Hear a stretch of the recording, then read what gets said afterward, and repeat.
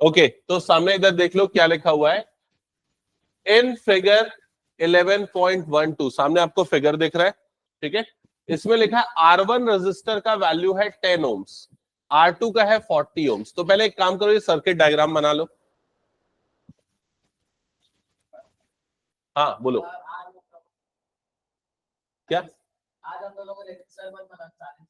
तीसरा वाला short circuit हो गया वैसे भी।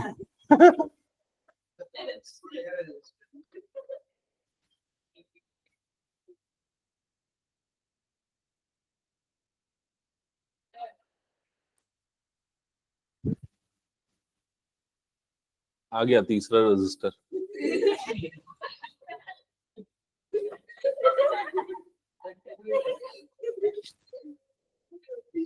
कहाँ लगा इस रजिस्टर को, पैरेलल में, सीरीज में?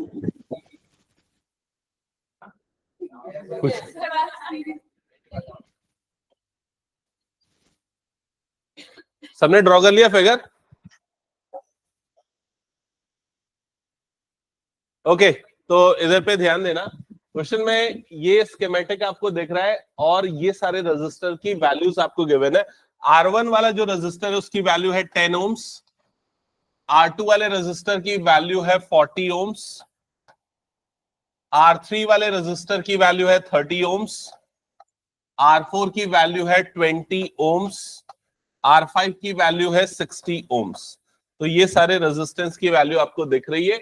आपको क्या क्या कैलकुलेट करना है, total resistance in the circuit and current flowing through the circuit. तो आपको टोटल रेजिस्टेंस, इफेक्टिव रेजिस्टेंस निकालना है। तो ये दोनों कनेक्शन सीरीज में है, सिमिलरली ये तीनों कनेक्शन सीरीज में है, और इन दोनों के पॉइंट ऑफ व्यू से देखा जाए तो किसमें कनेक्टेड है, सॉरी मैं उल्टा बोल रहा हूं, ये दोनों किसमें है, पैरेलल में, ये तीनों किसमें है, पैरेलल में, और जो ओवरऑल दोनों का आएगा वो किसमें कनेक्टेड होगा, सीरीज में कनेक्टेड होगा। तो पहले इनका टोटल रेजिस्टेंस कैलकुलेट कर लो। सो 1 upon R is equals to 1 upon R1 plus 1 upon R2. 1 upon R is equals to 1 upon 10 plus 1 upon 40. तो ये हो जाएगा 1 upon R is equals to LCM आ जाएगा 40, यहां पर आ जाएगा 4 plus 1, तो 5 upon 40 which is 1 upon 8. तो 1 upon R is equals to 1 upon 8, तो आपको R की वैल्यू मिल जाएगी 8 ओम्स। तो इसका इफेक्टिव रेजिस्टेंस हो जाएगा 8 ओम्स। इसको इस तरीके से लिख देता हूं, 8 ओम्स।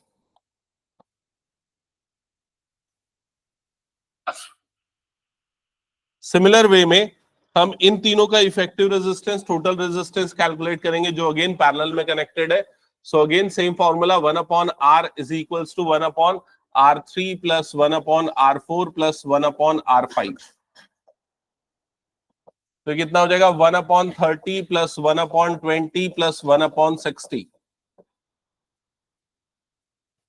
एलसीएम कितना आ जाएगा इसका, 60। 30 से कितने टाइम्स में जाएगा, 2 टाइम्स में, तो ये हो गया 2। 20 से 3 टाइम्स में जाएगा तो ये हो जाएगा 3। 60 से 1 टाइम्स में जाएगा, ये हो गया 1। तो इन सब का एडिशन कितना हो जाएगा, 6 अपॉन 60।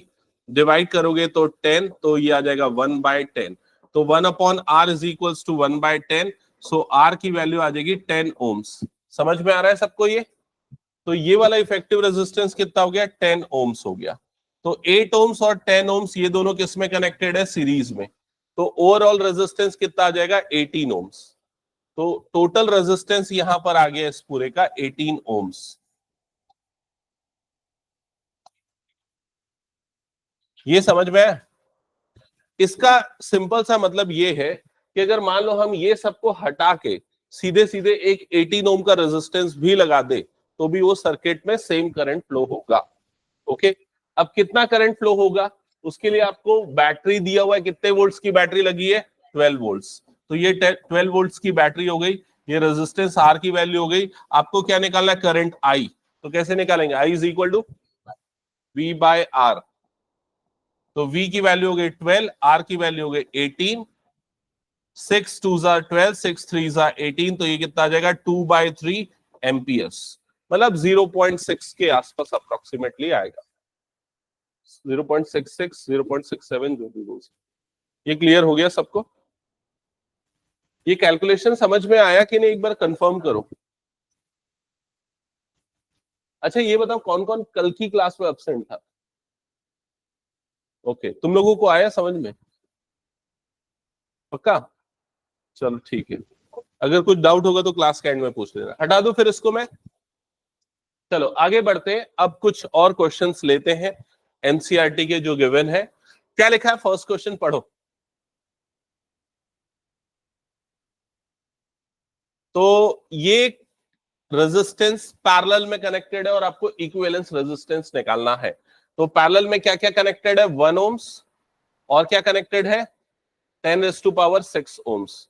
तो ये 10⁻6 ओम्स और ये 1 ओम, ये दोनों कनेक्टेड है पैरेलल में, और आपको इनका इक्विवेलेंस रेजिस्टेंस निकालना है।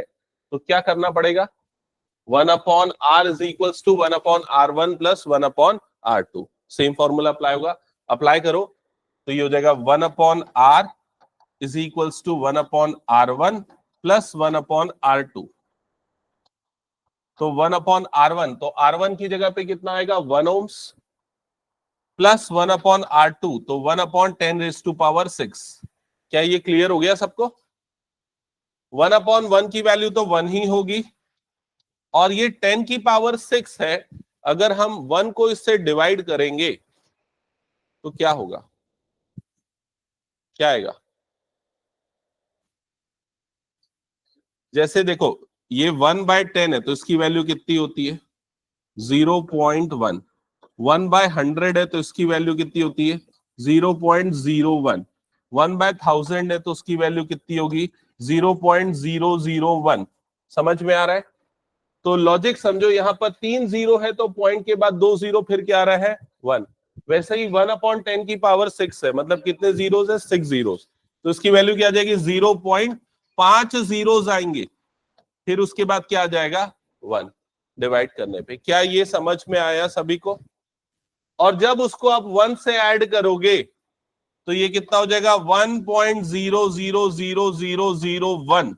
ये आ जाएगा 1/R का वैल्यू। क्या ये समझ में आ गया सबको? क्लियर है ये चीज?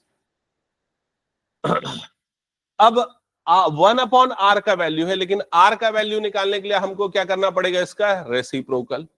अब अगर आप अप्रोक्सीमेटली इसकी वैल्यू देखोगे 1.0000001, इसको लगभग 1 के इक्वल हम मान सकते हैं। Approximately it is equals to 1। तो 1/R की वैल्यू आपको क्या मिल रही है? 1। रेसिप्रोकल करने पे R की वैल्यू क्या मिल जाएगी? 1। मतलब आंसर कितना आ जाएगा? इफेक्टिव रेजिस्टेंस कितना आ जाएगा? 1। ठीक है, अब क्वेश्चन को देखो, आपने किसका इफेक्टिव रेजिस्टेंस निकाला है? 1 ओम का और 10⁻6 ओम का, पैरेलल कनेक्शन में। और पैरेलल कनेक्शन में इफेक्टिव रेजिस्टेंस जो आया, फाइनल रेजिस्टेंस या टोटल रेजिस्टेंस जो आया, वो कितना आया? 1 ओम्स। इसका मतलब क्या हुआ? अगर हम एक कम वैल्यू वाले रेजिस्टेंस को और किसी ज्यादा वैल्यू वाले रेजिस्टेंस को अगर हम पैरेलल में कनेक्ट करते हैं तो जनरली वो किसके इक्वल आएगा? कम वाले रेजिस्टेंस। जैसे 1 ओम और ये 10⁻6 ओम्स पैरेलल में कनेक्टेड है, तो रेजिस्टेंस रिड्यूस हो जाएगा और छोटे वाले रेजिस्टेंस के आसपास आएगा। समझ में आया कि नहीं ये चीज? टोटल रेजिस्टेंस की मैं बात कर रहा हूं। वहीं अगर मान लो दोनों को सीरीज में कनेक्ट करते तो क्या होते? दोनों ऐड हो जाते। ऐड हो जाते तो कैसे ऐड होते? 10⁻6 मतलब क्या हो जाता? 1 और कितने जीरोस आ जाते? यहां पर 6 जीरोस। 3 और 3 एक ज्यादा हो गया क्या? हाँ, ये 6 जीरोस हो जाते। और इसमें क्या करते? +1 करते, सीरीज में डायरेक्टली ऐड हो जाते हैं। तो कितना हो जाता? 1, और ये हो गया 5 जीरोस, और उसके बाद क्या आता है? ये 1 ओम। क्या ये समझ में आया? तो ये लगभग किसके इक्वल आता? बड़े वाले रेजिस्टेंस के इक्वल। क्या ये क्लियर हो रहा है? तो ये कॉम्बिनेशन आपको दिमाग में रखना है कि अगर कोई बहुत छोटी वैल्यू वाला रेजिस्टेंस है और कोई बहुत बड़ी वैल्यू वाला रेजिस्टेंस है, दोनों अगर सीरीज में कनेक्ट होंगे तो टोटल रेजिस्टेंस किसके आसपास आएगा? बड़े वाले के। और अगर पैरेलल में कनेक्ट होंगे तो किसके पास आएगा? छोटे वाले के। क्या ये क्लियर हो गया सबको? सिमिलर वे में ये तीनों रेजिस्टेंस को भी हम पैरेलल में कनेक्ट कर रहे हैं। अब चेक करो इफेक्टिव रेजिस्टेंस क्या आएगा एक बार। इसी तरीके से करना ना जैसे हमने यहां पर किया। ये भी अप्रोक्सीमेटली कितना आएगा? 1। देखो यही अप्रोच यूज करना, 1/r is equals to 1/r1 plus 1/r2 plus 1/r3। ठीक है, तो 1/1 प्लस 1/10 की पावर 3 प्लस 1/10 की पावर 6 ऐसा ही होगा। तो 1/1 तो 1 ही हो जाएगा। ये कितना आ जाएगा? 0 पॉइंट, क्या आएगा इसकी वैल्यू?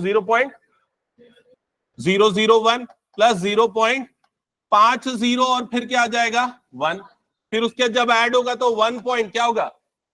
001 फिर 001, ये आएगा। इतना ओम्स के आसपास आएगा। 1 प्लस, समझ गए ना कैसे ऐड कर रहा हूं? तो किसके आसपास आया? अगेन 1/r का वैल्यू लगभग इट इज इक्वल्स टू 1। तो इसका रेसिप्रोकल लेने पे भी आपको आर की वैल्यू कितनी मिलेगी? 1। तो इफेक्टिव रेजिस्टेंस अगेन वो क्या आएगा? 1 ओम। मतलब ये सिर्फ ये जो कंडीशन मैंने बताई सिर्फ दो रेजिस्टेंस के लिए वैलिड नहीं है, ये दो से ज्यादा 3 4 5 अगर रेजिस्टेंस पैरेलल में कनेक्टेड है जिसमें एक की वैल्यू बहुत कम है बाकियों की वैल्यू ज्यादा है, तो हमेशा इफेक्टिव या टोटल रेजिस्टेंस छोटे वाले के आसपास आएगा। हाँ, 10 की पावर 6 ओम्स। अच्छा, ये आप लोगों को पता है नहीं कि 10 की पावर 3 मतलब किलो से रिप्रेजेंट करते हैं, 10 की पावर 6 मेगा। ठीक है, तो अगर कई बार ना ये सिंबल अगर यूज हो जाता है 1 एम ओम, तो इसका मतलब क्या है? Mega ohm. मेगा ओम मतलब क्या हो जाएगा? 10 की पावर 6 ओम्स के बराबर होगा। 1 के ओम मतलब ये क्या होता है? किलो ओम्स, मतलब 10 की पावर 3 ओम्स। क्या ये क्लियर हो गया? चलो नेक्स्ट क्वेश्चन पे आते हैं, क्वेश्चन नंबर 2। इसको एक बार पढ़ो जल्दी से, क्या लिखा है समझ के बताओ मुझे।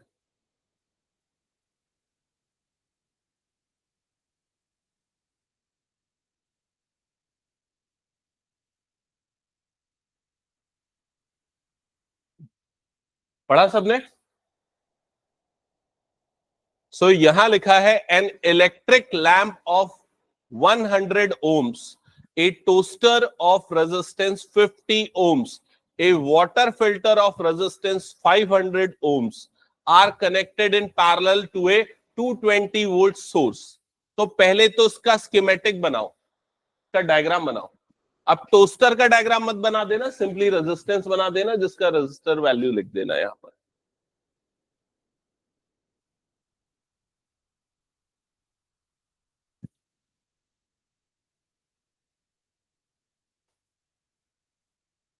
तो सबसे पहले 100 ओम का एक टोस्टर लगा हुआ है, तो एक रेजिस्टेंस बना दो, उसमें लिख दो 100 ओम्स। 50 ओम्स का, नहीं नहीं, 100 ओम का इलेक्ट्रिक लैंप है ना, सॉरी, इलेक्ट्रिक लैंप है, ईएल लिख देता हूं। एक टोस्टर कनेक्टेड है 50 ओम्स का, ये सब पैरेलल में कनेक्टेड है। 50 ओम्स का टोस्टर, और क्या कनेक्टेड है? वाटर फिल्टर जिसका रेजिस्टेंस है 500 ओम्स। ये 500 ओम्स है वाटर फिल्टर, और ये सारे के सारे कनेक्टेड है पैरेलल में।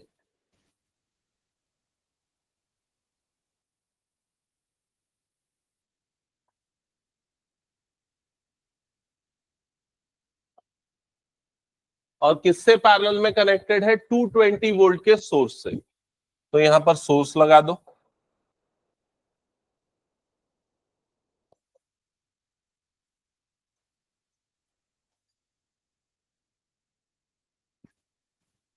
यहां तक क्लियर हो गया? तने बनाया? क्या करने बोला था मैं? तो क्या करने बोला था मैं, ये बता। इधर आ जल्दी आ। और कौन ऐसा किया है बताओ तो, और कौन ऐसा किया? शशांक क्यों नहीं बना रहा था? है? ये जब मैं बोलता हूं तो फॉलो क्यों नहीं करते? इंस्ट्रक्शन बताओ जल्दी से। है?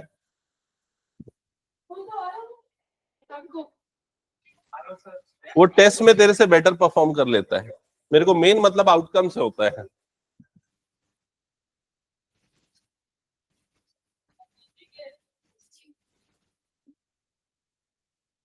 यहां तक हुआ सबका? ओके, चलो इसके बाद नेक्स्ट इधर पे ध्यान देना। इसके बाद क्या लिखा हुआ है? What is the resistance of electric iron connected to the same source takes as much as current as all three appliances. And what is the current through it. इसका मतलब समझ में आया क्या? इलेक्ट्रिक लैंप हो गया, टोस्टर हो गया, वाटर फिल्टर हो गया, ये सारे किस में कनेक्टेड है? पैरेलल में, जो हमने कनेक्शंस कर दिया। फिर क्या लिखा है? What is the resistance of electric iron. अब इसमें हम क्या कनेक्ट कर रहे हैं? इलेक्ट्रिक आयरन भी कनेक्ट कर रहे हैं। तो इलेक्ट्रिक आयरन अगेन ये भी किस में कनेक्ट हो जाएगा? पैरेलल में। तो यहां पर एक इलेक्ट्रिक आयरन मैंने कनेक्ट कर दिया, ठीक है, और उसको क्या कंसीडर कर लिया? उसका रेजिस्टेंस कितना ले लिया? आर ओम्स, ठीक है। अब ये जो इलेक्ट्रिक आयरन है, ये एक इंपॉर्टेंट लाइन बोल रहा है, takes as much as current as all three appliances. ये कितना करंट ले रहा है? जितना बाकी तीनों मिलके ले रहे हैं। समझ में आ रहा है ये चीज? मतलब इसमें फ्लो होने वाला करंट और बाकी तीनों में फ्लो होने वाला करंट, ये सारे करंट क्या है? इक्वल है। क्या ये सबको समझ में आ गया? ठीक है। अब आपको बोल रहा है what is the current through it, किससे कितना करंट यहां पर फ्लो होगा, ये आपको बताना है। क्वेश्चन समझ में आ गया ना? डेटा पूरा समझ में आ गया ना? अब देखो, इसको सॉल्व करने के लिए ना हम क्या करेंगे, हम इन तीनों का इफेक्टिव रेजिस्टेंस निकाल लेंगे पैरेलल कॉम्बिनेशन के साथ। क्योंकि अगर इन तीनों में मिला के जितना करंट फ्लो हो रहा है, उतना ही अगर इसमें हो रहा है, मतलब तीनों का मिला के जो रेजिस्टेंस है, वो रेजिस्टेंस और ये रेजिस्टेंस दोनों क्या हो जाएंगे? इक्वल। क्योंकि अगर मान लो ये इस तरीके से करंट फ्लो हो रही है, यहां पर अगर मान लो 1 ओम का रेजिस्टेंस लगा है और यहां पर भी जो है 1 ओम का रेजिस्टेंस लगा है, करंट अगर मान लो 1 एम्पियर की जा रही है, तो क्या होगा? दोनों में हाफ हाफ एम्पियर क्या हो जाएगी? डिवाइड हो जाएगी।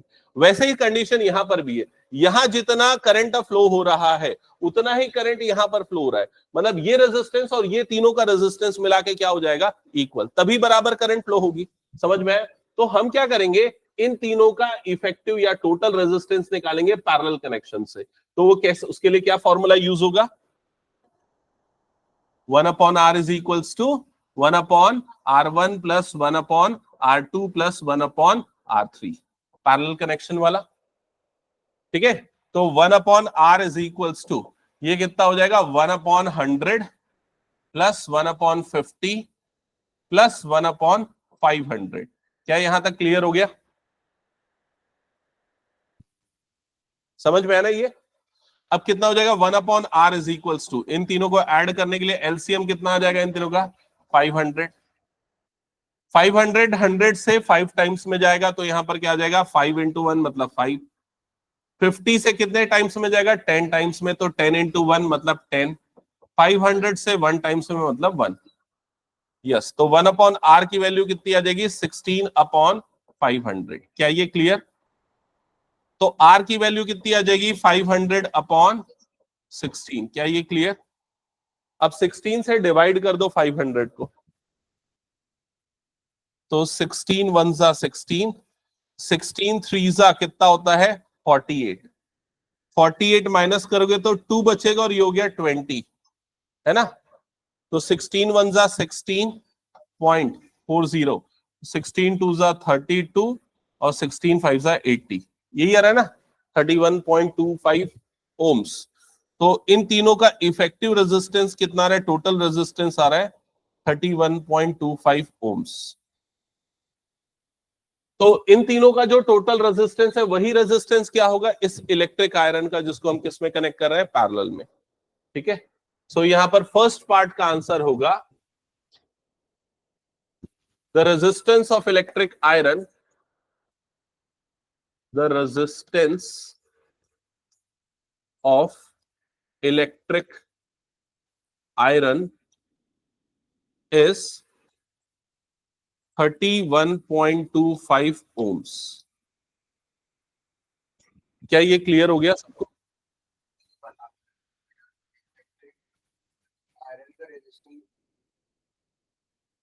हाँ, ये चीज आप यहां साइड में मेंशन कर दो, ब्रैकेट में लिख दो। ठीक है। since the current flowing through the electric iron is equal to the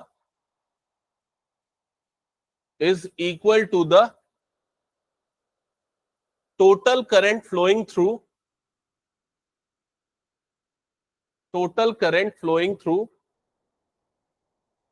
all three appliances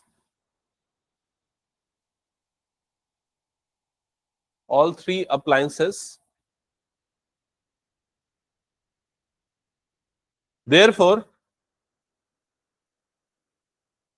the total resistance of three appliances is equal to the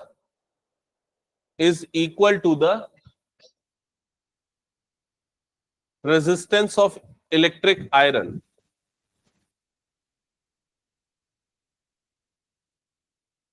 note कर लिया सबने? सो जो चीज मैंने यहां आपको मेंशन की थी ना, वही चीज आपने लिखी है, आप अपने ओन वर्ड्स में लिख सकते हो उस चीज को, ठीक है? अब ये नेक्स्ट पार्ट का कैलकुलेशन ना आप लोग बताना, समझना इधर पे ध्यान से। ओम्स लॉ याद है ना, पिछली क्लास में हमने पढ़ा था? बताओ क्या है, बता अक्षांश, पता क्या है ओम्स लॉ? फॉर्मूला क्या है? लॉ वॉ छोड़ दे, फॉर्मूला क्या है? वोल्टेज, करंट और रेजिस्टेंस में क्या इक्वेशन बनता है, बता। V is equals to I R, यही ओम्स लॉ है ना? अब अगर मान लो आपको I निकालना है, मतलब करंट निकालना है, I निकालना है, तो कैसे निकालेंगे? V upon R। क्या ये क्लियर हो गया? अब अगर आपको करंट कैलकुलेट करना है, कहां पर कैलकुलेट करना है? किसी भी जगह पे, तो आपको क्या चाहिए? उस जगह पे, उस टर्मिनल पे आपको वोल्टेज चाहिए और क्या चाहिए?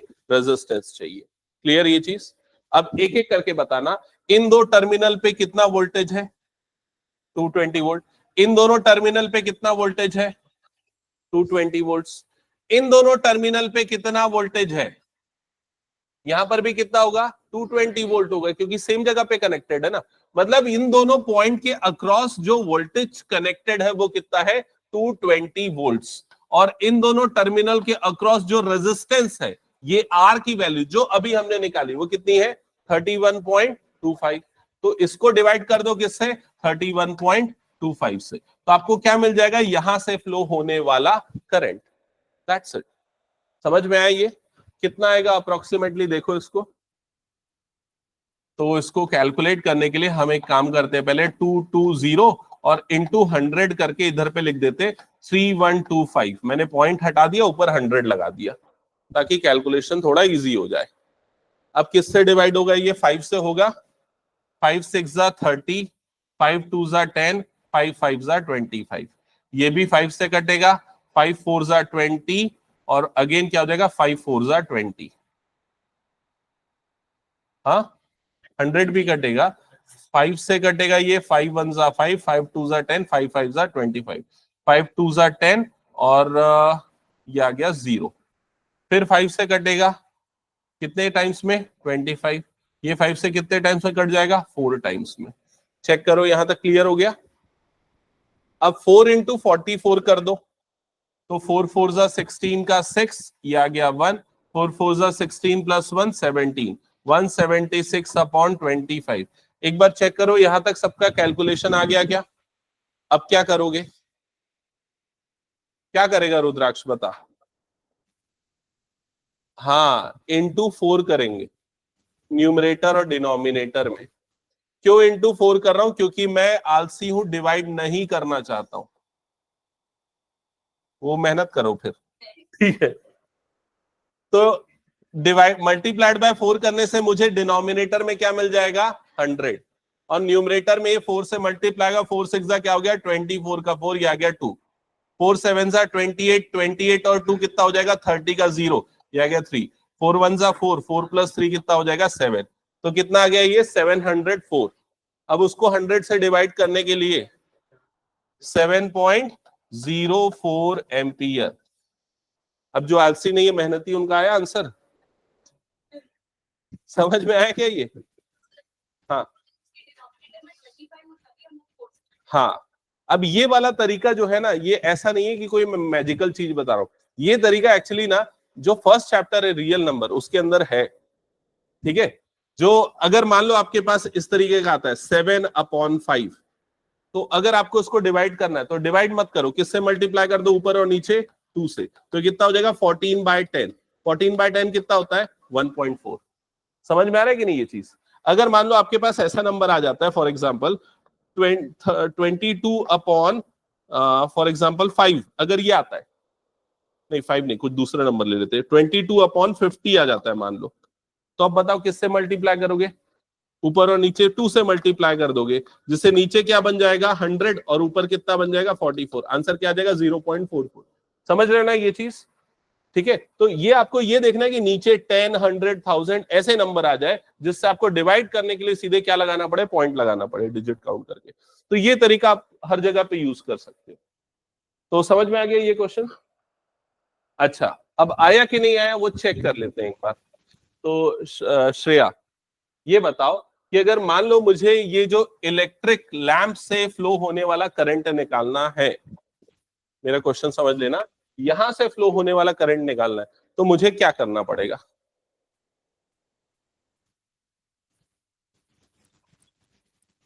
अच्छा, कितने बच्चों को ये आंसर पता है?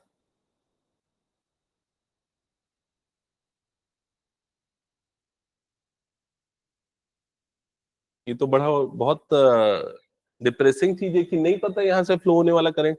मैं तो एकदम क्लियरली बताया ना, अगर आपको किसी भी रेजिस्टेंस से फ्लो होने वाला करंट निकालना है तो आपको सिर्फ दो चीजें पता होनी चाहिए।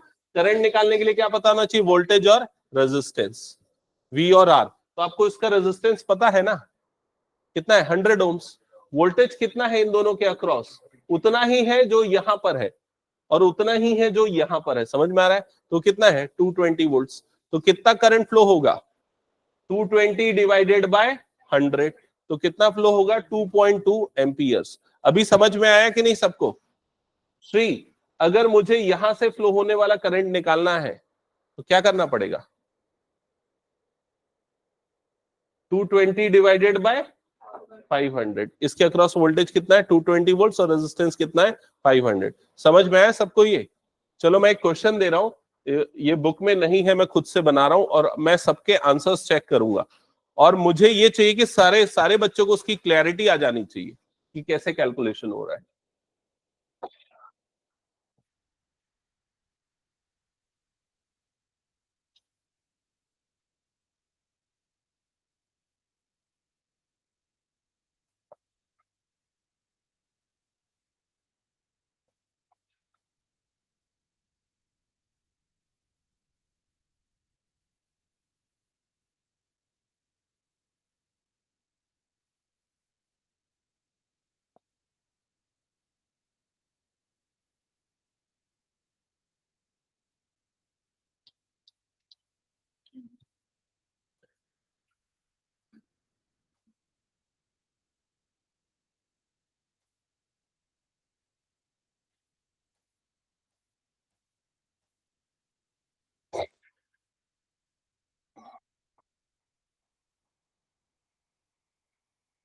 एक मिनट ना,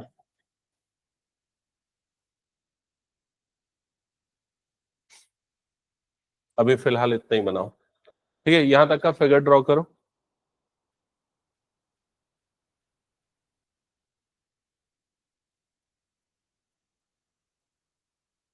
अब सर्किट ना बनाने में आलस मत करना, कोई भी बता रहा हूं मैं, बहुत सारे इसी से मॉडिफाई कर करके अलग अलग सर्किट बनाऊंगा। यहां तक बना लिया सबने? चलो ठीक है।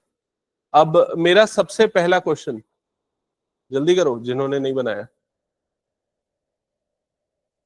मेरा सबसे पहला क्वेश्चन है,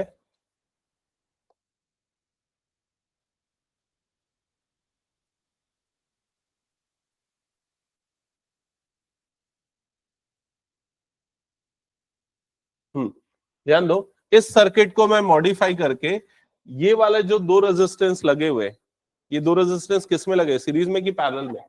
पैरेलल में। इन दोनों का जो टोटल रेजिस्टेंस होगा वो निकाल के मैं यहां पर लिख दूंगा इस जगह पे। समझ गए ना? वैसे ही ये तीनों किस में कनेक्टेड है? पैरेलल में। इन तीनों को मिला के जो टोटल रेजिस्टेंस होगा उसको मैं यहां पर लिख दूंगा। समझ गए ना ये चीज? तो चलो कैलकुलेट करो और ये वाले रेजिस्टेंस और ये वाले रेजिस्टेंस की वैल्यू निकालो। ये सबको आता है ना? जिसको नहीं आता अभी पूछो और क्लैरिफाई करवाओ। नहीं आता? तेरे को भी नहीं आया समझ में? और हाँ, नहीं आया समझ में? ओके, इधर पे ध्यान दे। ये जो दो रेजिस्टेंस है ना, इनको पैरेलल में क्यों बोला जाता है पता है? क्योंकि देखो यहाँ करंट आई ना तो इस तरीके से डिस्ट्रीब्यूट हो गई, तो पैरेलल कनेक्शन बोला जाता है। जब भी कोई दो रेजिस्टेंस पैरेलल में कनेक्ट होते हैं तो उनका टोटल स्ट्रेंथ कितना है या टोटल रेजिस्टेंस की वैल्यू कितनी है, वो निकालने के लिए हम ये फॉर्मूला यूज करते हैं, 1/r is equals to 1/r1 plus 1/r2। समझ में आया? अब R1 ये है, R2 ये है, तो कितना हो जाएगा 1/10 प्लस 1/20। ये क्लियर हो गया? तो इन दोनों को ऐड कैसे करेगा? एलसीएम कितना आ जाएगा दोनों का? 20। 10 से डिवाइड करेगा कितने बार में जाएगा? 2 टाइम्स में, तो ये हो गया 2। 20 1 जा 20, तो ये आ जाएगा 1। तो ये कितना आ जाएगा? 3/20। ये किसकी वैल्यू हो गई? 1/r की वैल्यू हो गई। अब तेरे को r चाहिए तो इसका क्या करना पड़ेगा? रेसिप्रोकल। रेसिप्रोकल करेगा तो क्या आ जाएगा? 20/3, क्योंकि 1/r 3/20 है ना, तो r कर निकालने के लिए उसका क्या किया हमने यहाँ पर? रेसिप्रोकल। ये समझ में आया ये चीज? तो ये वाला जो रेजिस्टेंस आएगा ये कितना आ जाएगा? 20/3 ओम्स, इस रेजिस्टेंस की वैल्यू। ये क्लियर हो गया? उसी तरीके से ये रेजिस्टेंस की वैल्यू निकालने के लिए हमें इन तीनों का क्या लेना पड़ेगा? पैरेलल लेना पड़ेगा। तो इसको लेने के लिए क्या फॉर्मूला होगा? 1/r is equals to 1/r1 plus 1/r2 plus 1/r3। समझ में आ गया? अब इन तीनों का एलसीएम लेंगे तो एलसीएम कितना आ जाएगा? 30 आएगा ना, है ना? अच्छा सॉरी 20 भी है ना, हाँ 20 भी है, तो कितना आ जाएगा? 60। करेक्ट। तो 30 से कितने टाइम्स में जाएगा? ये 2 टाइम्स में, तो यहाँ आ गया 2। 20 से कितने टाइम्स में जाएगा? 3 टाइम्स में। और 10 से कितने टाइम्स में जाएगा? 6 टाइम्स में। तो ओवरऑल इन सब का एडिशन कितना हो जाएगा? 11/60। 1/r की वैल्यू, तो r की वैल्यू क्या हो जाएगी? उसका रेसिप्रोकल 60/11। अभी मैं फ्रैक्शन में ही रहने देता हूं। तो इन तीनों का जो इक्विवेलेंट रेजिस्टेंस या टोटल रेजिस्टेंस होगा वो कितना आ जाएगा? 60/11 ओम्स। क्या ये समझ में आया सबको? तुम लोगों को क्लियर हुआ जो कपिल, जीवन और अभिनव कैसे निकालते हैं? हाँ, सिर्फ डायग्राम में डाउट था, अभी क्लियर हो गया? ठीक है। अब अगर ये देखा जाए ये दोनों किस पे कनेक्टेड है? सीरीज में कनेक्टेड है। तो अगर इसको आगे सिंप्लीफाई करना है, मुझे और छोटा डायग्राम बनाना है, तो मुझे टोटल रेजिस्टेंस दोनों के सीरीज कॉम्बिनेशन से निकालना पड़ेगा। तो ये कितना आएगा? दोनों का एडिशन के इक्वल आ जाएगा। सीरीज में क्या होता है? दोनों रेजिस्टेंस डायरेक्टली ऐड हो जाएंगे। तो R is equals to R1 plus R2, तो 20/3 प्लस ये कितना हो जाएगा? 60/11। कितना आएगा दोनों का एडिशन? तो एलसीएम आ जाएगा यहाँ पर 33। 11 से मल्टीप्लाई होगा तो 220 प्लस यहाँ 3 से मल्टीप्लाई होगा तो कितना हो जाएगा? 180। तो 220 प्लस 180 400/33। तो टोटल रेजिस्टेंस कितना आ जाएगा? 400/33 ओम्स। और यहां पर कितने वोल्ट्स की बैटरी कनेक्टेड है? मेंशन नहीं किया है क्या? तो मान लेते हैं यहां पर कनेक्टेड है 33 वोल्ट्स की बैटरी कनेक्टेड है। ठीक है, मान लेते हैं 33 वोल्ट्स की बैटरी कनेक्टेड है। अब अगर आपको यहां पर फ्लो होने वाला करंट निकालना है तो V इज इक्वल्स टू क्या होता है? R इंटू आई। तो I निकालना है तो क्या हो जाएगा? ये V/R। तो I की वैल्यू कितनी हो जाएगी? V की वैल्यू कितनी हो गई यहाँ पर? 33। और R की वैल्यू कितनी हो गई यहाँ पर? 400/33। अच्छा वैल्यू गलत ले लिया मैंने, चलो ठीक है कोई बात नहीं। 400/33 तो कितना हो जाए? 400 वोल्ट्स ले लेना था तो शायद वो बेटर हो जाता। नहीं कर सकता, वो रेसिप्रोकल होके मल्टीप्लाई हो जाएगा। चलो ना एक काम करते हैं, वोल्टेज सोर्स चेंज कर देते हैं। ठीक है, वोल्टेज सोर्स हम यहाँ पर ले लेते हैं 200 वोल्ट्स का ले लेते हैं।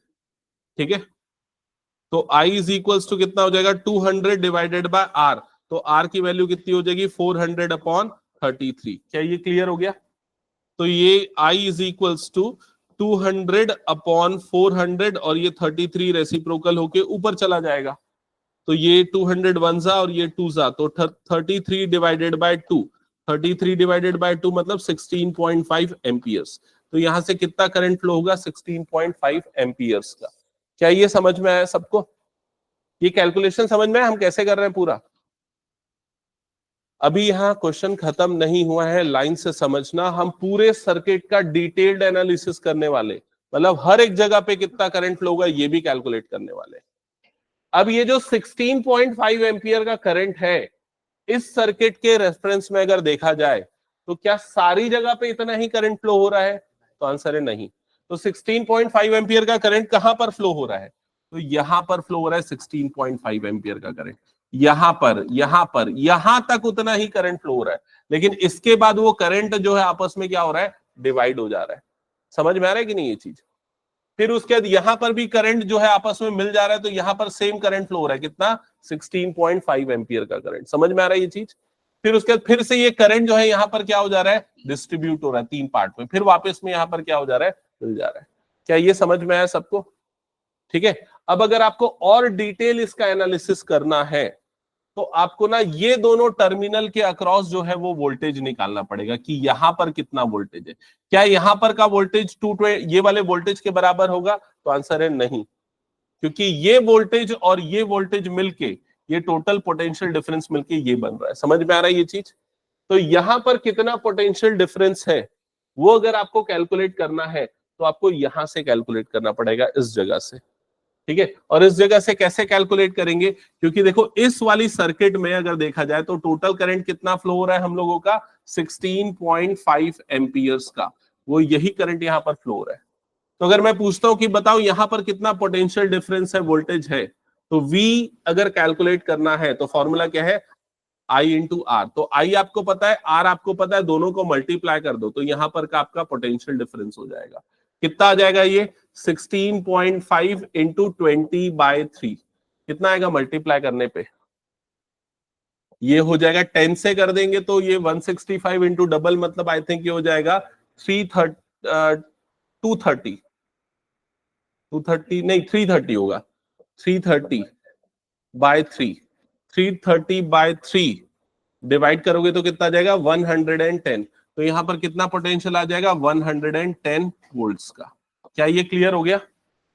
अब यहां पर कितना पोटेंशियल होगा बताओ? तो आपको इस रेजिस्टेंस को किससे मल्टीप्लाई करना पड़ेगा? इस करंट की वैल्यू से। तो कितना हो जाएगा? 60/11 इंटू 16.5 मल्टीप्लाई करो, कितना हो जाएगा ये? 6 इंटू 165 डिवाइडेड बाय कितना हो जाएगा? 11। 11 से कटेगा, 11 1 सा 11, 11 5 सा 55, 15 6 सा कितना हो जाएगा? 90। तो कितना वोल्टेज ड्रॉप होगा? 90 वोल्ट्स। और दूसरा तरीका कैसे निकाल सकते हैं? ये 220 है तो यहां 110, तो यहां पर कितना हो जाएगा? रिमेनिंग 90। क्लियर हो गया ये चीज?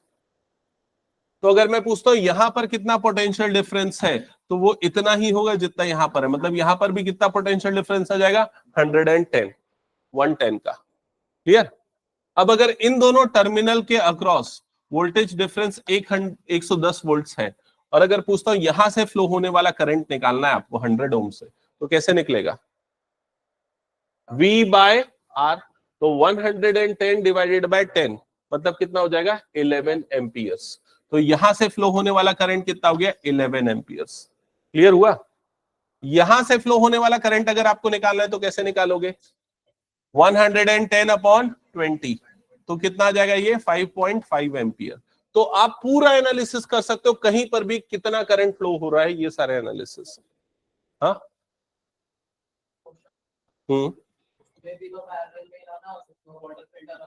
ये वाला क्वेश्चन करेक्ट। सुन एक मिनट, इसका क्वेश्चन समझो, सब सारे बच्चे ध्यान से समझो। इस क्वेश्चन में और जो मैंने दिया उस क्वेश्चन में एक बहुत बड़ा डिफरेंस है। यहां पर ना सिर्फ पैरेलल कनेक्शंस है, लेकिन यहां पर क्या है? पैरेलल भी है और सीरीज भी है। समझ में आ रहा है? तो जब सिर्फ पैरेलल होगा तो क्या होगा? सिर्फ करंट डिस्ट्रीब्यूट होगा। वोल्टेज जो है दोनों टर्मिनल पे क्या होगा? सेम। लेकिन यहां पर देखेगा ना तो ये वाला अलग है, ये वाला अलग है। तो ये वाले पैरेलल में अलग वोल्टेज होगा, ये वाले पैरेलल में अलग वोल्टेज ड्रॉप होगा। समझ में आया ये चीज? इसलिए यहां पर दोनों अलग अलग लिया और वहां पर सेम लिया। ओके, हो गया ये चीज? हटा दूं मैं? मुझे नहीं लगता इतने कॉम्प्लिकेटेड क्वेश्चन लेकिन आएंगे शायद। ठीक है, चलो आगे बढ़ते हैं। तो ये सारे जो हमने क्वेश्चंस अभी डिस्कस किए थे, आई थिंक उससे रिलेटेड, अरे यार पूरा उड़ गया वो तो। चलो एक क्वेश्चन देता हूं, तुम लोग तब तक सॉल्व करो। What will be the total resistance, what will be the total resistance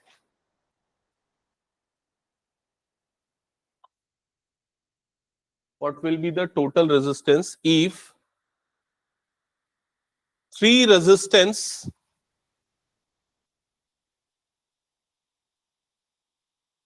of values 5 ohm, 10 ohm,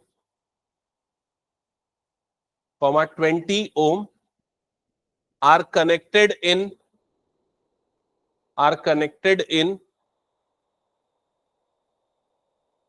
part A series,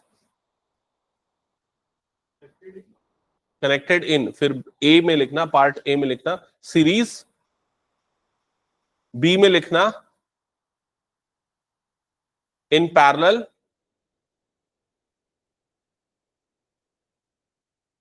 part C में लिखना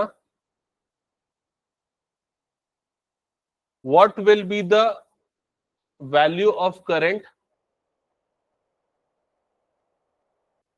what will be the value of current flowing through the resistors, in each case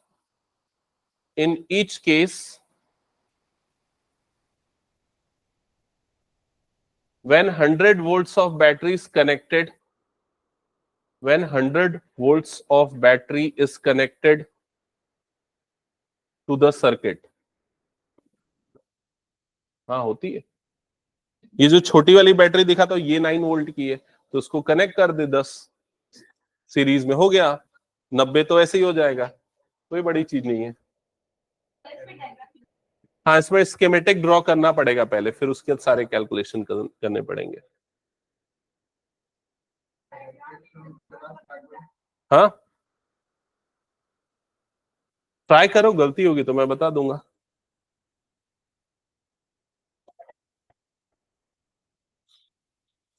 तो कितने कितने ohms के resistance दिए हुए हैं एक बार बताओ। 5 ओम्स और कितना है 10 ओम्स और कितना है 20 ओम्स। तो पहला तो मैंने एकदम सिंपल दिया, ये सब किस में कनेक्टेड है, सीरीज में। सीरीज में कनेक्टेड है मतलब एक रेजिस्टेंस हो गया, दूसरा हो गया, तीसरा हो गया, ये तीनों कनेक्ट कर दो सीरीज में, यहां पर लगा दो बैटरी, ठीक है। ये हो गया 5 ओम, ये हो गया 10 ओम, ये हो गया 15 ओम। 20 है क्या, ओके 20 ओम्स, ठीक है 20 ओम्स। तो अगर आप इसका टोटल रेजिस्टेंस निकालना चाहते हो, टोटल रेजिस्टेंस, तो ये निकालने के लिए सीरीज कनेक्शन में डायरेक्टली इन तीनों को क्या कर देंगे, ऐड कर देंगे। ऐड कर देंगे तो टोटल रेजिस्टेंस कितना आ जाएगा, कितना आएगा इन सब का एडिशन, 35 ओम्स, डायरेक्टली 35 ओम्स। क्या ये समझ में आ गया। जब भी रेजिस्टेंस सीरीज में होंगे तो डायरेक्टली क्या हो जाएंगे, ऐड हो जाएंगे। अब इसमें कितने वोल्ट्स की बैटरी कनेक्टेड है, 100 वोल्ट्स की बैटरी कनेक्टेड है, ठीक है। अब अगर आपको यहां से फ्लो होने वाला करंट निकालना है, मतलब आई की वैल्यू निकालनी है, तो आई इज इक्वल्स टू कैसे निकालते हैं, वी अपॉन आर। क्या ये क्लियर हो गया। तो यहां पर टोटल वोल्टेज सोर्स जो लगा हुआ है वो 100 वोल्ट है, अपॉन आर की वैल्यू कितनी है 35। डिवाइड करोगे तो अप्रोक्सीमेटली कितना आ जाएगा, 5 से अगर मैं डिवाइड करता हूं, 5 7 जा, और ये हो जाएगा 5 से 20, तो 20/7 एम्पियर्स अप्रोक्सीमेटली मैं मान लेता हूं। अप्रोक्सीमेटली कितना आ जाएगा, तो 7 3 जा 21 होता है ना, ठीक है। तो अप्रोक्सीमेटली 3 एम्पियर्स के आसपास, 2.9 होगा एग्जैक्टली, लेकिन मैं 3 एम्पियर्स के आसपास मान लेता हूं राउंड ऑफ करने के लिए। तो लगभग यहां से कितना करंट फ्लो होगा, 3 एम्पियर्स का करंट फ्लो होगा, ठीक है। अब ये बताओ 3 एम्पियर का करंट यहां से फ्लो होना स्टार्ट हुआ, अब ये वाले रजिस्टर से कितना करंट फ्लो होगा, फर्स्ट वाले से कितना करंट फ्लो होगा, करंट कितना फ्लो होगा, इतना ही करंट फ्लो होगा ना 3 एम्पियर्स का। इससे भी कितना होगा सेम, इससे भी कितना होगा सेम, और ओवरऑल करंट इस तरीके से फ्लो हो रहा है। लेकिन यहां पर वोल्टेज ड्रॉप कितना होगा, यहां पर वोल्टेज कितना होगा, कैसे निकलेगा? तो आई की वैल्यू को, करंट की वैल्यू को किससे मल्टीप्लाई कर दोगे? रेजिस्टेंस से, आई इंटू आर। तो यहां पर वोल्टेज ड्रॉप मिल जाएगा, यहां पर मिल जाएगा, यहां पर मिल जाएगा, तीनों पे वोल्टेज ड्रॉप मिल जाएगा। और तीनों का जो वोल्टेज का सम है वो किसके इक्वल आ जाएगा? 10 वोल्ट्स के इक्वल आएगा। समझ में आई ये चीज? ठीक है, तो ये फर्स्ट सिचुएशन थी जब हमने सबको किस में कनेक्ट किया था? सीरीज में। सेकेंड सिचुएशन में किस में कनेक्ट करना है? पैरेलल में। तो पैरेलल में कनेक्ट करेंगे तो कनेक्शन कैसे दिखेगा? ये आ गया सबसे पहला रेजिस्टेंस, ये आ गया दूसरा रेजिस्टेंस, ये आ गया तीसरा रेजिस्टेंस। यहां तक क्लियर हो गया? यहां पर हमने एक 100 वोल्ट्स की बैटरी कनेक्ट कर दी, ठीक है। यहां पर ये हो गया 5 ओम्स, ये हो गया 10 ओम्स, ये हो गया 20 ओम्स। क्या ये क्लियर हो गया सबको? ठीक है, अब आपको इसका इफेक्टिव या टोटल रेजिस्टेंस निकालना है। तो अब जीवन बता कैसे निकालेंगे टोटल रेजिस्टेंस पैरेलल के लिए? क्या फॉर्मूला, जल्दी बोल। 1/r इज इक्वल्स टू, अभिनव बोल जल्दी कैसे करते हैं? 1/r is equals to 1/r1 plus, हाँ जल्दी कैलकुलेट करो और बताओ क्या क्या आएगा। Fast fast fast. 1/5 plus 1/10 plus 1/20, ऐसा ही किया। एलसीएम कितना आ जाएगा इसका? 20। 5 4 जा तो ये आ गया 4, 10 2 जा तो 2, और ये हो गया 1, तो कितना आ जाएगा? 7/20। 1/r की वैल्यू, तो r की वैल्यू कितनी आ जाएगी? 20/7। क्या ये समझ में आए ये चीज? तो ये r की वैल्यू इफेक्टिव रेजिस्टेंस की वैल्यू आई है, ठीक है। अभी ये चीज तो ठीक है, इफेक्टिव रेजिस्टेंस हमने निकाल लिया, लेकिन जो थर्ड पार्ट का क्वेश्चन मैंने दिया था कि हर एक रेजिस्टेंस से कितना एम्पियर का करंट फ्लो होगा, मतलब यहां से कितना करंट फ्लो होगा, यहां से कितना करंट फ्लो होगा, अगर आपको ये बताना है तो ये कैसे बताओगे? तो ये देखो, ये कितना है? 100 वोल्ट्स इन दोनों पॉइंट्स पे। इन दोनों पॉइंट्स पे भी कितना वोल्टेज आएगा? 100 वोल्ट्स। यहां पर भी कितना आएगा? 100 वोल्ट्स। यहां पर भी कितना आएगा? 100 वोल्ट्स। तो यहां पर वोल्टेज कितना आ रहा है? 100 वोल्ट्स, पोटेंशियल डिफरेंस। और रेजिस्टेंस की वैल्यू आपको दी हुई है और आपको क्या निकालना है? Current flowing through that. तो आई की वैल्यू, तो आई इज इक्वल्स टू कैसे निकलेगा? V/R। तो V की वैल्यू 100 और R की वैल्यू 5, डिवाइड कर दोगे तो कितना आ जाएगा? 20 एम्पियर आएगा ना, 20 एम्पियर्स। यहां पर से कितना करंट फ्लो होगा? तो V/R 100/10, तो कितना आ जाएगा? 10 एम्पियर। यहां से कितना करंट फ्लो होगा? 5 एम्पियर। सबको समझ में आए कैसे होगा? तो यहां पर अलग अलग करंट फ्लो हो रहा है हर रजिस्टर से, लेकिन जब ये सीरीज में कनेक्टेड थे तो सभी से सेम करंट फ्लो हो रहा था। क्या ये क्लियर हो गया सबको? चलो आगे बढ़ते हैं नेक्स्ट। और क्या क्या क्वेश्चंस थे? तो ये फर्स्ट और सेकंड हमने डिस्कस कर लिया। क्वेश्चन नंबर 3 क्या लिखा हुआ है, जल्दी से पढ़ो। What are the advantages of connecting electric devices in parallel with the battery instead of connecting them in series? ये हमने पिछली क्लास में डिस्कस किया था। डिवाइसेस को हम पैरेलल में क्यों कनेक्ट करते, सीरीज में क्यों नहीं करते? करेक्ट। तो इसके कई आंसर्स है, कई पॉइंट वाइज। देखो यहां पर मैंने शायद लिख के रखा है, कहीं पर है क्या? जस्ट अ सेकंड, चेक करने दो। हाँ ये देखो पॉइंट वाइज आंसर लिखे हुए। फर्स्ट क्या लिखा हुआ है देखो, the potential difference across all appliances is same as of the battery. इसका क्या मतलब हुआ? इसके मतलब के लिए ना एक काम करते हैं, हम अभी जो कर रहे थे ना क्वेश्चन, अच्छा वो तो डिलीट हो गया ना शायद, ये वाला सर ने बना के रखा। ये देखो अभी हमने देखा था ना, लैम्प था, वाटर फिल्टर था, और क्या था ये, और क्या कनेक्टेड था? टोस्टर था, और क्या था? आयरन। ये सारे के सारे को हमने पैरेलल में लगाया है, तो सभी में कितना वोल्टेज सोर्स सप्लाई हुआ है? 220 वोल्ट। तो सभी को 220 वोल्ट मिल रहा है। अगर सीरीज में करेंगे तो सभी में वोल्टेज जो है वो डिवाइड हो जाएगा। समझ में आ रहा है? किसी को ज्यादा मिलेगा, किसी को कम मिलेगा। तो ये सबसे पहला प्रॉब्लम है कि सीरीज में करने से वोल्टेज सबको डिफरेंट वोल्टेज मिलेगा, लेकिन पैरेलल में करने से सभी को सेम वोल्टेज सोर्स मिलेगा। सेकेंड रीजन क्या है यहां पर पढ़ना। सेकेंड रीजन देखो क्या लिखा हुआ है, If one appliance become faulty, current will not pass through the branch, but it will remain running if other in other branches to ensure the running of the appliances. मतलब अगर मान लो series में connected है, एक appliance आपका faulty हो गया तो करंट वहां से फ्लो होना बंद हो जाएगा। लेकिन अगर मान लो पैरेलल में कनेक्टेड है अप्लायंसेस, पहला इधर है, दूसरा इधर है, तीसरा इधर है, ये फॉल्टी हुआ तो बाकी सारे अप्लायंसेस जो है वो वर्क करेंगे। ये सेकंड रीजन है। थर्ड रीजन क्या है, लिखो, देखो पढ़ो। Different need different currents. तो ऐसा होता है ना, किसी को ज्यादा करंट की जरूरत है, किसी को कम करंट की जरूरत है।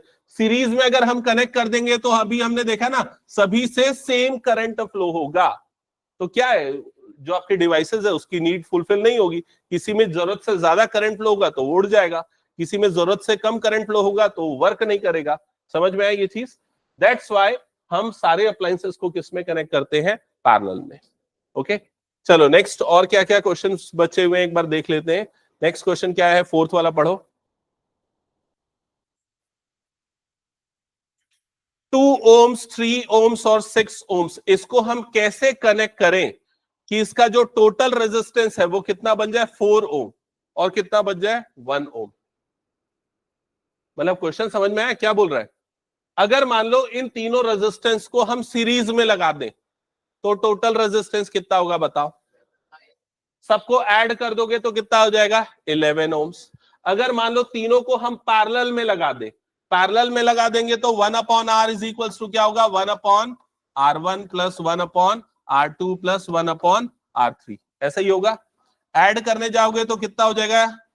इन तीनों का एलसीएम कितना आ जाएगा? 6, 2 3 जा 6, 3 2 जा 6 और 6 1 जा 6, मतलब कितना आ जाएगा? 6/6। तो ये कितना आ जाएगा? 1/1। तो 1/r की वैल्यू 1/1, तो r की वैल्यू भी कितनी आ जाएगी? 1 ohms। तो अगर आपको इन तीनों को कंबाइन करके 1 ohm बनाना है तो इनको किस तरीके से कनेक्ट करोगे? पैरेलल में। समझ में आ गया? और अगर इन तीनों को कंबाइन करके 4 ohms बनाना है तो कैसे कनेक्ट करोगे? एक सीरीज में करना पड़ेगा और एक किस में करना पड़ेगा? पैरेलल में। तो एक सीरीज में और एक पैरेलल में, मतलब बाकी बचे दो पैरेलल में, तो ये कैसे करेंगे? अब किसको सीरीज में लेंगे और किन दोनों को पैरेलल में लेंगे, ये क्वेश्चन आ जाता है। तो सबसे छोटे वाले को अगर आप सीरीज में लोगे, जैसे इसको अगर आप सीरीज में ले रहे हो, मान लो इधर 2, और इसको ले रहे हो 3 ohms और 6 ohms को पैरेलल में, तो ओवरऑल इन दोनों का जो रेजिस्टेंस है ये क्या हो जाएगा? डिक्रीज हो जाएगा। कितना होगा? देखो यहाँ पर resistance, effective resistance 1/r is equal to कितना हो जाएगा? 1/3 प्लस 1/6, ऐसा ही होगा। एलसीएम कितना आ जाएगा? 6, 3 2 जा 6 और 6 1 जा 6, मतलब कितना आ जाएगा? 3/6। तो वैल्यू कितनी आ जाएगी? 1/2। और ये 1/r की वैल्यू 1/2 है, तो रेसिप्रोकल करने पे r की वैल्यू क्या आ जाएगी? 2। तो इनका इफेक्टिव रेजिस्टेंस कितना आ जाएगा? 2 ohms। तो 2 + 2 मतलब टोटल कितना आ जाएगा? 4 ohms। तो इस कॉम्बिनेशन से आप इन सारे रजिस्टर को यूज करके 4 ohm क्रिएट कर सकते हो। समझ में आया ये क्वेश्चन? ठीक है, हाँ बोलो। हाँ, कैलकुलेशन दिखाना पड़ेगा, सर्किट भी दिखाना पड़ेगा, मतलब ये कॉम्बिनेशन दिखाना पड़ेगा। ओके, जैसे मैंने यहां पर दिखाया ना, वो सेम उस तरह की चीज है। नेक्स्ट क्या लिखा हुआ पढ़ो। What is the highest and the lowest resistance that can be secured by the combination of 4 coils of resistance? मतलब 1 2 3 और 4, इन चारों रेजिस्टेंस को मिला के हाईएस्ट रेजिस्टेंस कितना और कैसे बना सकते हो? हाईएस्ट रेजिस्टेंस बनाना है तो सबको किस में कनेक्ट कर दोगे? सीरीज में, तो सब सारे के सारे क्या हो जाएंगे? ऐड। लोएस्ट बनाना है तो क्या करना पड़ेगा? पैरेलल में। वो हमने एक एग्जांपल में देखा था, याद होगा। ठीक है, तो ये क्वेश्चंस का कैलकुलेशन आप लोग प्रॉपरली अपनी नोटबुक में कर लेना, क्योंकि इसके सॉल्यूशंस भी यहाँ पर आकाश सर ने जो करवाए हैं वो यहाँ पर है, उसमें से देख सकते हो। ठीक है, चलो अब आगे बढ़ते हैं नेक्स्ट टॉपिक की तरफ, heating effect of electric current. ये लास्ट टॉपिक है तो जल्दी से इसको देख लेते हैं, 10-15 मिनट, फिर इसके क्वेश्चन हम अगली क्लासेस में कर लेंगे। ठीक है, सो क्या लिखा हुआ है पहले इस स्लाइड को एक बार पढ़ लो।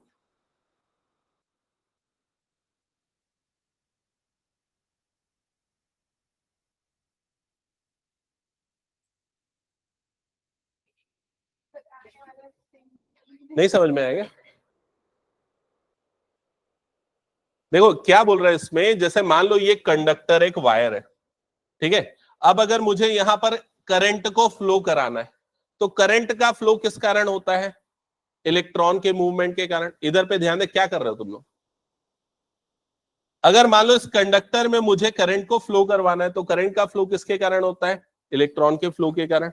इलेक्ट्रॉन को फ्लो कराने के लिए मुझे कुछ ना कुछ यहां पर वर्क डन करना पड़ेगा, क्योंकि यहां पर इंटरनली क्या एग्जिस्ट करेगा? रेजिस्टेंस। तो वो जो वर्क जो करना पड़ रहा है इलेक्ट्रॉन के मूवमेंट को करवाने के लिए, वो वर्क किस में कन्वर्ट हो जाएगा? एनर्जी में। और इसी एनर्जी के कारण एक हीटिंग इफेक्ट जनरेट होगा, जिसे क्या कहते हैं? Heating effect of electric current. तो क्या लिखा है?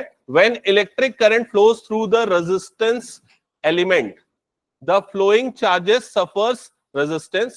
Work has to be done to overcome this resistance, which is converted into heat energy. मतलब सिंपल सा एक एग्जांपल लो, अगर आप किसी पत्थर को किसी जमीन में बार बार रगड़ोगे तो क्या होगा? हीटिंग होगा ना उसमें। क्यों हीटिंग होगा? क्योंकि वो रेजिस्टेंस क्रिएट कर रहा है जो आपका फ्लोर है। तो उसी तरीके से ये जो कंडक्टर है, इसमें जब आप पुश कर रहे हो इलेक्ट्रॉन्स को, करंट को फ्लो करा रहे हो, तो यहां रेजिस्टेंस जो है वो एक हीटिंग इफेक्ट क्रिएट कर रहा है। बस उसी टाइप की चीज है। अब इसका कैलकुलेशन करते हैं कि कितना हीटिंग इफेक्ट क्रिएट होगा। तो यहां पर क्या लिखा है? If Q amount of charge flows through the potential difference of V volts. अगर आपने वी वोल्ट्स की सप्लाई कनेक्ट की है और क्यू अमाउंट ऑफ चार्ज जो है वहां से क्या कर रहा है? फ्लो कर रहा है। तो हमने ये फॉर्मूला देखा था, V voltage difference, potential difference का फॉर्मूला क्या था? W upon Q। तो यहां W की वैल्यू कितनी आ जाएगी? V into Q. ठीक है। अब चार्ज और करंट के बीच में भी रिलेशन है, तो I इज इक्वल टू क्या होता है? Q upon T। तो Q की वैल्यू यहां से क्या आ जाएगी? I into T. इसे क्रॉस मल्टीप्लाई कर दो, और इस Q की वैल्यू को अगर आप यहां पर रख देते हो तो क्या हो जाएगा?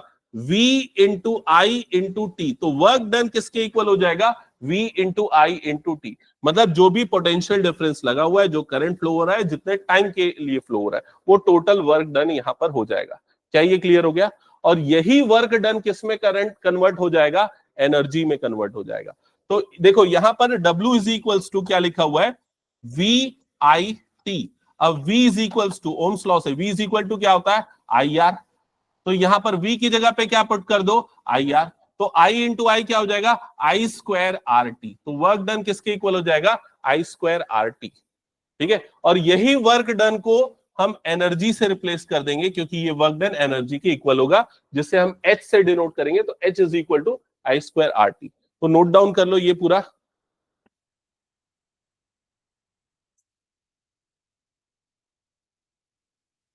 When electric current flows through the resistance,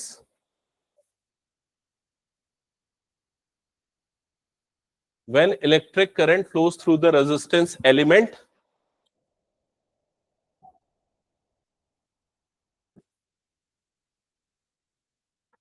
the flowing charges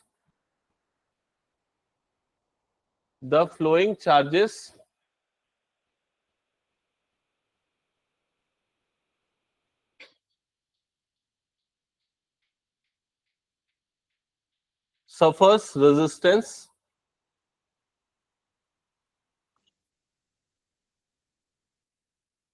full stop. Work has to be done to overcome this resistance. Work has to be done to overcome this resistance.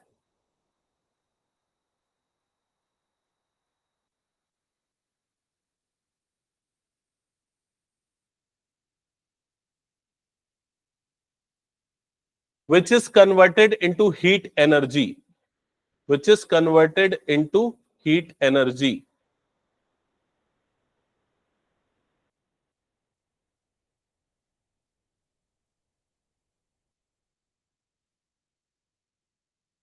एक काम करना, ये वाली चीज को ना आप लोग नोट डाउन कर लेना, मैं जल्दी से आगे की चीजें एक्सप्लेन कर देता हूं। ये समझ में तो आ गया था ना? इसको लिख लोगे ना?